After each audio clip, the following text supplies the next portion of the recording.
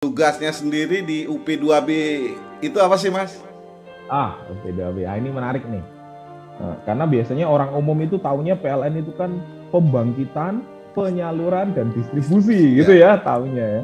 Taunya ada pembangkit, ada suket gitu ya, terus ada distribusi. Nah, kami di sini adalah unit pelaksana pengatur beban gitu ya. Itu mungkin masyarakat umum belum begitu paham. Yang kami lakukan ini ya mengatur beban. Mengatur beban itu realnya apa?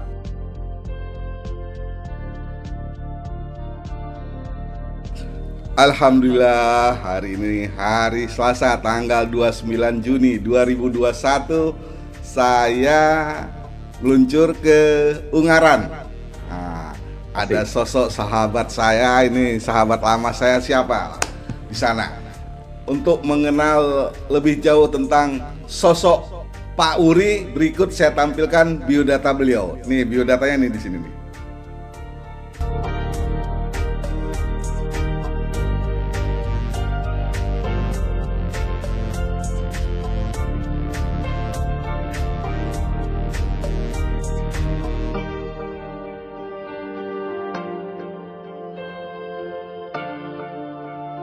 Nah, setelah biodata, nah ini pasti heboh nih, pasti banyak penggemarnya ini. Nah, kita lihat aja cuplikan video berikut ini, nih.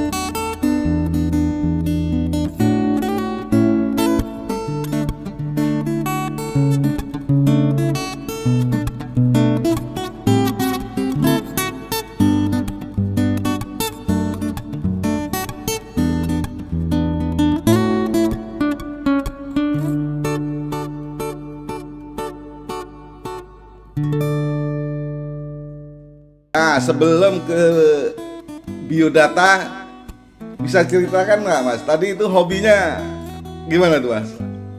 Ya Pak Muhar, wah itu mah hobi pengisi waktu senggang aja. Kita main musik, kita genjreng-genjreng, direkam, upload. Ya kali-kali ada yang ikut follow, ikut subscribe gitu ya, biar nambah-nambah view. Gitu Pak Muhar. Lagu apa barusan, Mas, itu, Mas? Oh, itu lagu anak muda zaman sekarang itu, namanya Celengan Rindu. Ya, okay. Penyanyi indie, penyanyinya Firsa Besari. Celengan Rindu. Baik. Terus boleh dikasih tahu di sini sosial medianya, IG, YouTube apa? Alamatnya boleh. Apa ini?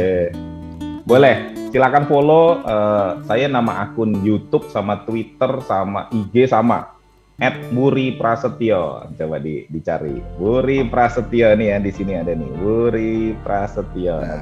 Nanti silakan dikunjungi dan di follow ya. Oke, baik.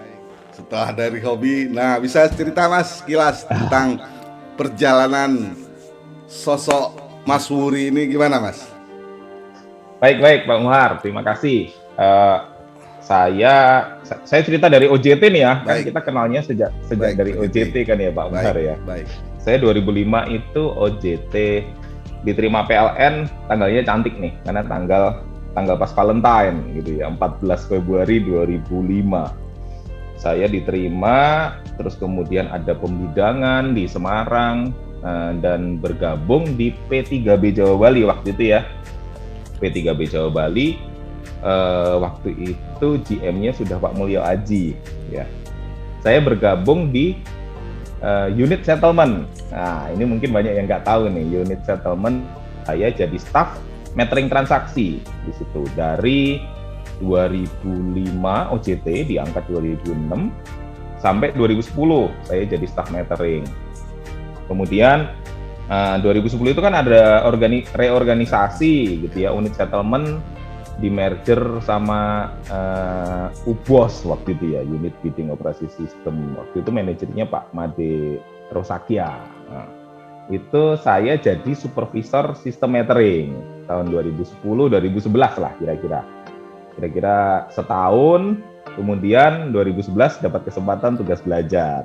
Nanti mungkin saya ceritain di yang lebih detail lagi nanti ya soal tugas belajar. Kemudian balik-balik 2013 saya balik lagi ke transaksi, sub bidang transaksi. Saya jadi engineer AMR tahun 2013 sampai 14. Engineer Automatic Meter Reading. Kan kita ngurusin meter transaksi lah gitu ya. Kemudian tahun 2014 sampai 15 saya jadi supervisor pengelolaan transaksi tenaga listrik. Yang tadi itu ngurusi pengukurannya, pencatatannya, terus saya jadi ngurusi perhitungan transaksinya gitu kira-kira. 2016 sampai 17 saya kemudian 16 itu ada reorganisasi ya, kita berubah jadi P2B dan 3 unit transmisi.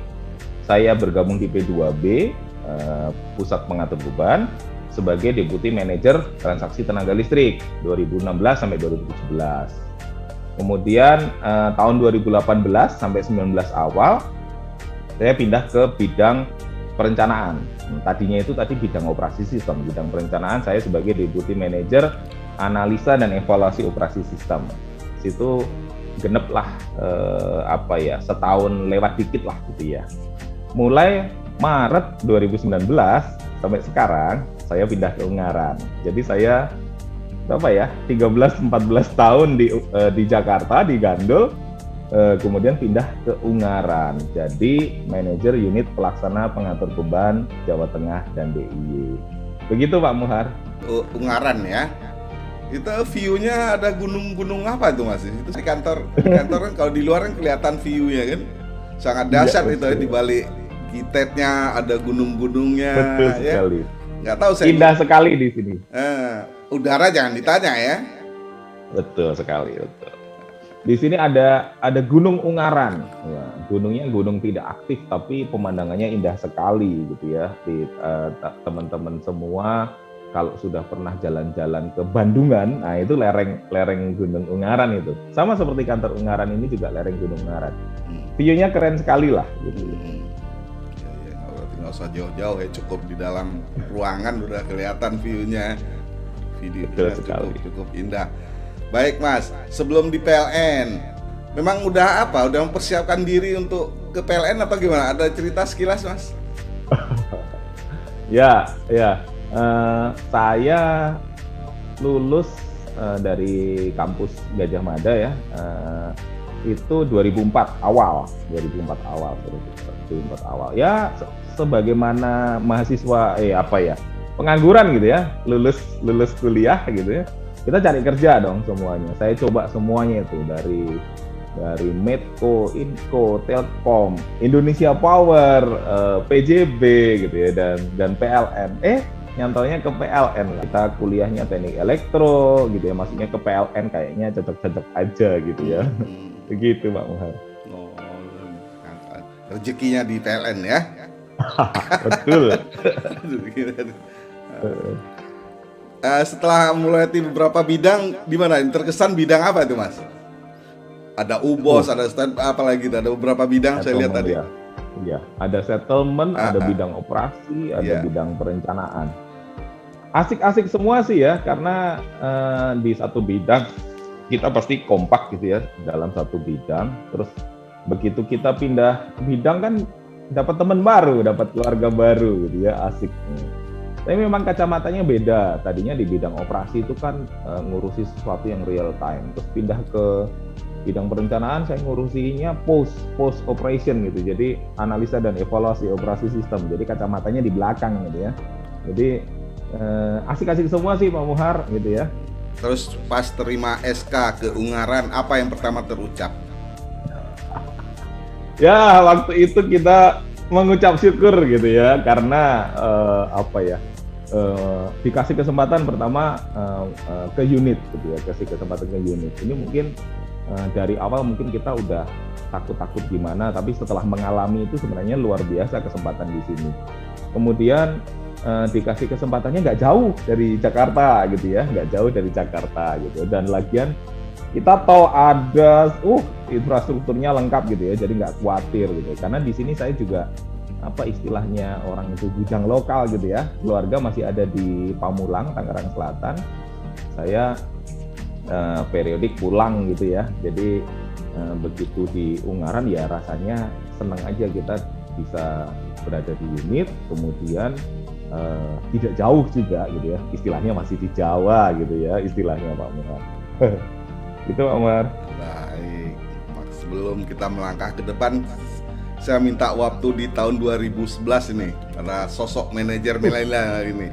Di situ tahun 2011 ya, gimana ceritanya menjadi seorang pegawai tugas belajar Mas, dan di mana tugas belajar itu? Baik, terima kasih. Jadi waktu itu PLN itu buka lowongan tugas belajar yang saya tahu gitu ya, itu hanya di Delft, Belanda, sama di ITB gitu ya, yang kerjasama PLN ITB gitu. Ya saya daftar gitu ya, Mungkin Pak Muhar kenal lah banyak. Yang barengan daftar sama saya itu Pak Fermi, Pak Sanggam, banyak lah gitu ya di situ. Terus ketika daftar, ya daftarnya pasti ke ITB, sudah tes segala macam. Itu bahkan daftarnya mulai dari 2010 kalau tidak salah daftarnya. Teman-teman udah dapat plot masing-masing. Ternyata kita dikasih kesempatan untuk keluar negeri Pak Muhar. Jadi dari hasil tes itu sekian besar dikasih kesempatan untuk keluar negeri, sekian besar berikutnya dikasih kesempatan untuk di dalam negeri. Dan waktu itu memang di bawah, sekarang mungkin namanya divisi talenta gitu ya, kita dikumpulkan, kemudian ditanyain mau kemana. Sebenarnya kesempatannya luas Pak Muhar, mau kemana aja boleh gitu ya, mau kemana aja boleh. Pokoknya yang peringkatnya di atas peringkat nasional lah gitulah. Nah, yang penting universitas yang bagus gitu ya, itu boleh. Kemudian waktu itu kan saya ya keluarga muda gitu ya, anak baru 6 bulan gitu ya, 6 bulan. Ya, akhirnya kita pilih-pilih mana yang cukup dekat, yang keren kampusnya gitu ya, kemudian jurusannya ada cocok dan kualitasnya juga bagus gitu ya, kualitasnya bagus, kalau tidak salah dulu di bawah 100 besar dunia gitu ya.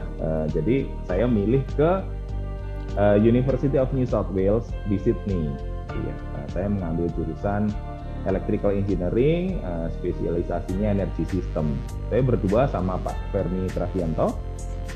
Beliau sekarang jadi senior manager di UITJBM.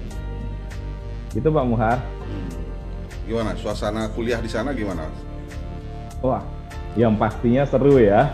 Karena kita kan pendidikan di dalam negeri semua gitu ya. Kemudian saya mungkin nggak pernah mimpi S2 ke luar negeri gitu ya. Terus ini dikasih kesempatan luar negeri, ya kita syukur alhamdulillah gitu ya, bisa kesempatan di situ. Jadi saya dikasih kesempatan dan ternyata kan di sana tidak sendirian, teman-temannya banyak banget gitu ya. Baik yang berafiliasi dengan program beasiswa AusAid, ada yang dengan program beasiswa LPDP, terus kemudian di situ ada persatuan mahasiswanya, perhimpunan mahasiswa Australia, PTIA juga ada. Yang jelas pengalamannya yang pertama networking ya, kita ketemu banyak orang, kita belajar hal yang baru, belajar budaya baru, pola pembelajar yang baru, kampusnya sudah modern gitu ya. Ada satu hal yang sangat berkesan gitu ya di awal. Saya datang ke kampus ya, tentu saja berdua waktu itu dengan Pak Fermi. Saya datang ke kampus kira-kira pagi gitu. Kita ke namanya facility management. Datang ke sana ditanya surat penerimaannya, terus langsung difoto, langsung keluar kartu mahasiswa gitu. Langsung dicetak kartu mahasiswa. Luar biasa hebat itu. Berapa 2011 itu berapa 8-10 tahun yang lalu, 9-10 tahun yang lalu. 30 menit dari saya datang ke kampus, saya sudah pegang kartu mahasiswa. Itu luar biasa sekali. Dan di kartu mahasiswa itu kita sudah ada akses bisa masuk kemana saja gitu ya, pintu-pintu yang kita diizinkan bisa masuk kemana saja. Saya bayangkan dulu waktu saya masuk S1, kayaknya ribet banget ya dapat kartu mahasiswa gitu ya. Dan kita sepertinya perlu belajar, dan saya yakin ini sudah keep up sih universitas di Indonesia. Pak Bob Saril juga alumni dari sana ya Mas ya? Oh betul Pak Bob Saril, bahkan Pak Nur Pamuji juga alumni dari sana, betul, dari New South Wales, Universitas New South Wales. Ya insya Allah lah ya, program-program ini masih berlanjut terus ya Mas ya. Terus Betul. persiapan yang harus dipersiapkan oleh adik-adik kelas kita, istilahnya gimana itu Mas untuk mendapatkan atau menjadi sosok pegawai tugas belajar di PLN? Ya, yang pertama sih persiapkan ya fisik, psikis, mental gitu ya, bahwa kesempatan itu ada gitu ya, kesempatan itu ada, dan kalau kita berusaha pasti dapat. Gitu. Itu persiapan awal. Kemudian secara teknis ada persyaratan bahasa Inggris kan di sana. Kita harus cukup dong bahasa Inggrisnya untuk masuk ke Australia, karena Australia itu bagian dari Commonwealth. Mereka memakai sistem ujian bahasa Inggris IELTS gitu ya. IELTS-nya saya lupa, standarnya 6,5 kalau nggak salah untuk masuk gitu ya. Dan IELTS itu adalah sesuatu yang mungkin sedikit berbeda dengan TOEFL gitu ya. Karena ada listening-nya, ada reading-nya, ada writing-nya, ada speaking-nya gitu ya. Jadi harus dipersiapkan, dan itu bisa dipersiapkan sama teman-teman semua gitu ya. Bukan berarti kalau saya nggak bisa bahasa Inggris saya bakalan nggak bisa dapat kesempatan, harus belajar gitu ya. Ya mungkin beberapa bulan sebelumnya kursus bahasa Inggris atau apa gitu ya. Kemudian secara penilaian kompetensi di kantor juga harus bagus gitu ya, karena ada persyaratan nilai kompetensi tertentu itu bisa gitu. Meskipun persyaratannya sebenarnya nggak terlalu memberatkan gitu ya, tidak harus yang paling bagus banget terus gitu, nggak juga gitu, dan itu bisa dikejar gitu. Kalau kita usaha kan biasanya hasilnya itu nggak pernah bohong, yang penting kita usaha gitu ya. Kemudian cari-cari info, jangan kagetan begitu kita udah siap bingung kampusnya mana gitu ya. Ya jadi harus ngincer. Aku ngincer jurusan ini, ngincer kampus ini gitu ya. Waktu itu saya ngincer yang jurusan pertama itu electricity market.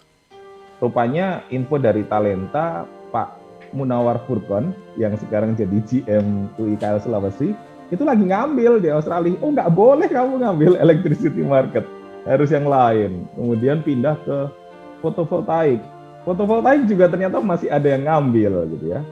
Begitu masih ada yang ngambil, wah kita yang lain aja, akhirnya ngambil jurusan energy system gitu. Jadi persiapannya banyak tetapi bisa dikerjakan, itu kuncinya di situ. Waktu itu keluarga dibawa juga ke sana Mas? Saya berangkat sendiri. Kemudian karena anak masih kecil sekali ya, masih baby sekali ya, masih 6 bulan 7 bulan, jadi saya nggak bawa, tapi ada kesempatan saya bawa jalan-jalan lah. Saya sempat bawa jalan-jalan 2 minggu. Ya lumayan lah, masa kita sendiri yang jalan-jalan gitu ya, jadi keluarga juga harus ikut jalan-jalan. Berapa lama waktu itu Mas di Sydney Mas? Saya belajarnya ya, dari belajarnya ya. Saya masih ingat September itu jalan ke Sydney, bulan September jalan ke Sydney. Terus saya ikut program bahasa namanya bridging gitu ya, untuk persiapan bahasa sama persiapan masuk kampus itu 10 minggu. Kita dapat jadwalnya 10 minggu sampai Desember. Kemudian kuliah itu dimulai dari bulan Maret, awal Maret sampai Desember. Jadi sebenarnya hampir 1,5 tahun lah kita berada di Australia, Pak Mar. Kemudian itu berarti 2012 habis selesai. Kemudian ada dikasih kesempatan sama kantor untuk wisuda di bulan Juli 2013. Tapi cuma sebentar, cuma beberapa hari, seminggu. Itu Pak Muhammad. Baik. Terus dari Sydney kembali ke Indonesia. Itu langsung kembalinya ke unit mana itu? Oh ya, kita balik kan pasti lapor ke PLN Pusat ya. Kalau itu, permisi, saya udah selesai gitu. Kemudian ada masa-masa luntang-luntung gitu ya, sampai 3 bulan kali ya, 3 bulan baru dapat SK gitu ya. SK-nya balik lagi ke P3B Jawa Bali waktu itu. Jadi saya masih ingat saya izin jalan itu sama Pak Jem. Waktu itu GM-nya Pak Jem izin pergi kuliah, pulang-pulang permisi sama Pak Yanwar Hakim, GM-nya gitu ya. Terus persis sebelum saya terima SK itu udah bergantian GM Pak Aryadi, jadi yang ngasih SK Pak Aryadi gitu. Jadi izinnya sama siapa, permisinya sama siapa, SK-nya sama siapa lagi gitu ya. Jadi balik lagi saya Pak ke bidang operasi sistem di P3B Jawa Bali. Terus ilmu yang didapat gimana untuk diimplementasikan di kantor sendiri gimana menurut Mas? Oh, luar biasa sekali. Ilmunya kan saya belajar soal energi system. Energi system itu ada mata kuliah yang paling terkesan gitu ya. Salah satu yang terkesan adalah Power System Planning and Economics gitu ya. Power System Planning and Economics itu mengenai perencanaan pembangkitan dan juga dilihat dari aspek ekonomisnya seperti apa. Itu mirip banget sama bidang operasi sistem gitu ya. Jadi bidang operasi sistem itu kan merencanakan sesuatu dan ada istilahnya economic dispatch gitu ya, yang ya pokoknya harus handal, harus berkualitas, tapi jangan lupa ekonomis gitu. Jadi cukup klop sekali dengan apa yang dikerjakan selanjutnya gitu ya. Gitu Pak Umar. Setelah itu baru ke Ungaran itu ya. Setelah dari P3B ya, berapa lama di P3B Gandel baru ke dapat SK ke Ungaran ya. Iya. Nah, betul. Sedikit dong Mas, tugasnya sendiri di UP2B itu apa sih Mas? Oke, ini menarik nih.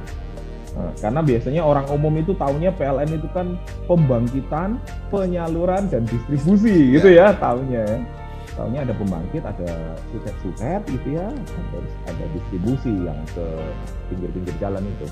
Nah, kami di sini adalah unit pelaksana pengatur beban gitu ya. Itu mungkin masyarakat umum belum begitu paham.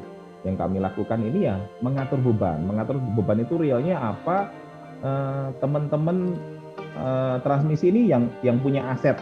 Teman-teman transmisi kan punya aset. Yang mengoperasikan kami, yang menjalankan penyaluran tenaga listriknya kami, yang memelihara dan menjaga asetnya teman-teman transmisi. Kemudian yang mengkoordinasikan jadwal, kan kalau punya aset nggak mungkin bisa dipelihara barengan gitu kan. Jadi kami mengkoordinasikan jadwal pemeliharaan. Jadi nanti teman-teman transmisi mengajukan jadwal pemeliharaan, kami koordinasikan supaya nggak barengan gitu ya. Kita atur sedemikian rupa supaya yang dipelihara itu tidak mengganggu layanan listrik ke masyarakat dan juga ke pembangkit Pak Muhar. Jadi kita juga mengatur pembangkitan. Terus kadang kita melakukan pengaturan, terutama saya di sisi 150 kV ya, karena kalau yang pengaturan di sisi 500 kV itu dilakukan oleh kantor induk. Kami yang di unit pelaksana di sini 150 kV ya, jadi kami hanya 150 kV. Ada pembangkit kita koordinasikan, yang kecil-kecil kita koordinasikan. Ada di sini ada PLT Amrica, itu yang mungkin terkenal ya, PLT Amrica. Kemudian kita ada pembangkit, ada PLTU, ada beberapa, ada Pacitan, Cilacap, Adipala, Rembang, Tanjung Jati. Kemudian yang baru nih, nanti beroperasi awal tahun depan itu Batang, PLTU Batang. Jadi kita koordinasikan supaya simultan dan konsumen bisa terlayani listrik itu tidak berhenti, gitu ya, continue. Gitu Pak Muhar. 24 jam berarti ya. Tuh, kami punya tim 24 jam di sini, namanya dispatcher. Ya. Baik. Jadi dispatcher itu kayak kalau di bandara itu kayak yang di tower itu ya, yang mengamati penerbangan gitu ya. Jadi kalau di sini dispatcher itu ngeliatin status kondisi setiap gardu induk setiap pembangkit itu diplototin 24 jam Pak Muhar.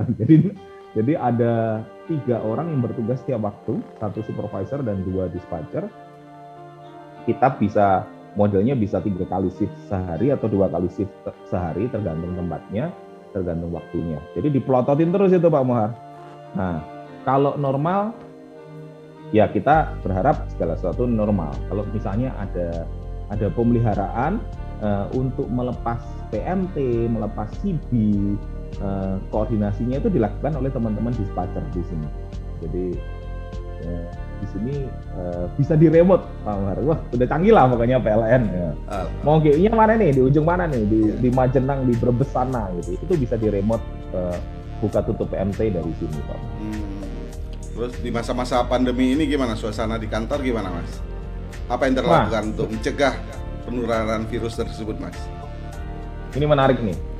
Jadi mungkin PLN itu berbeda dengan perusahaan lain gitu ya. Perusahaan lain itu kalau terkena imbas pandemi terus kemudian terpapar orang-orangnya bisa tutup kan ya, tokonya tutup gitu ya, tutup 2 minggu selesai. Nah kalau PLN kan nggak bisa ya kita tutup 2 minggu gitu ya.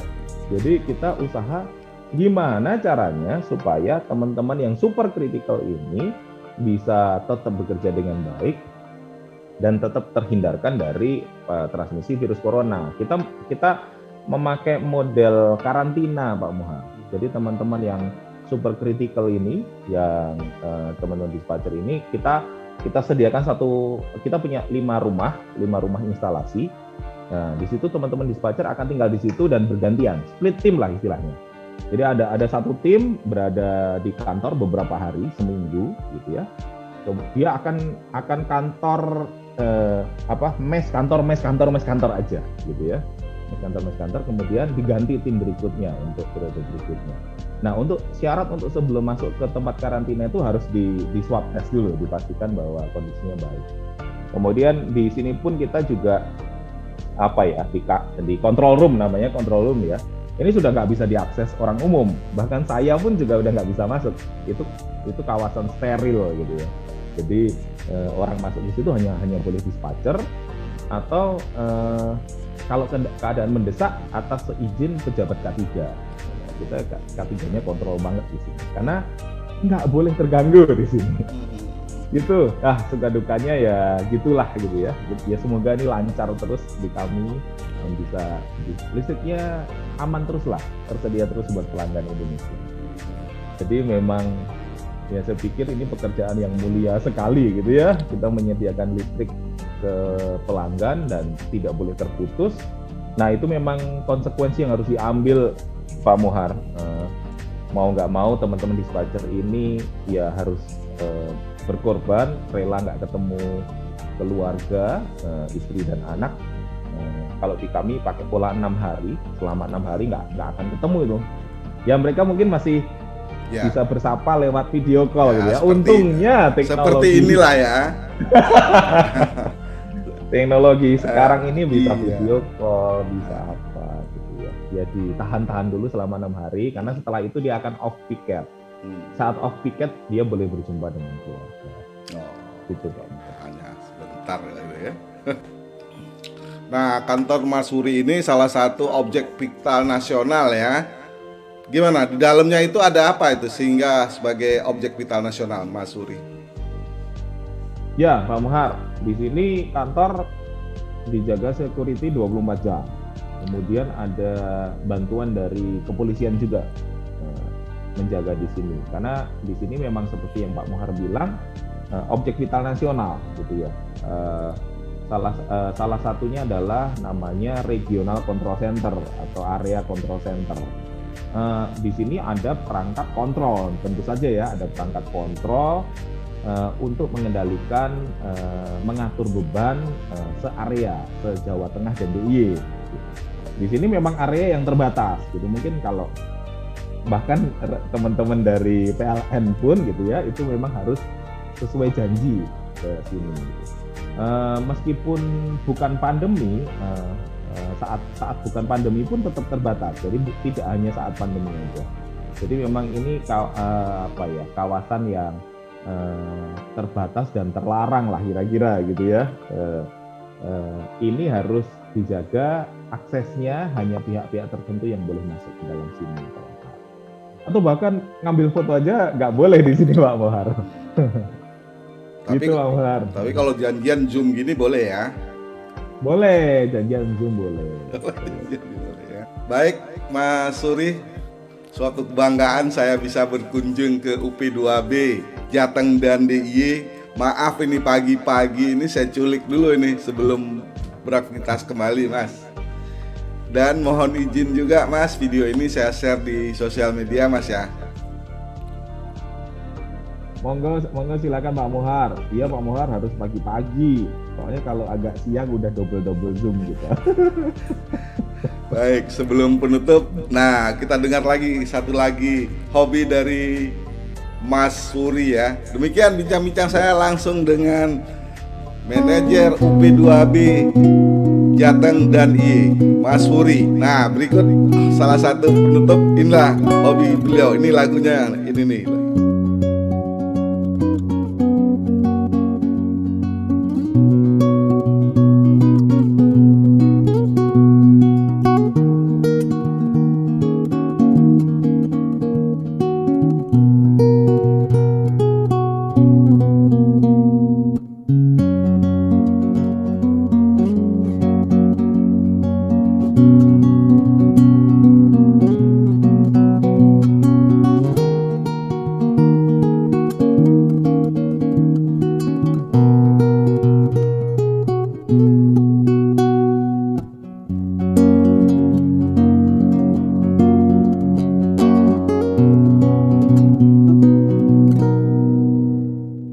Buat teman-teman dan keluarga Mas. Ya, terima kasih Pak Mohar.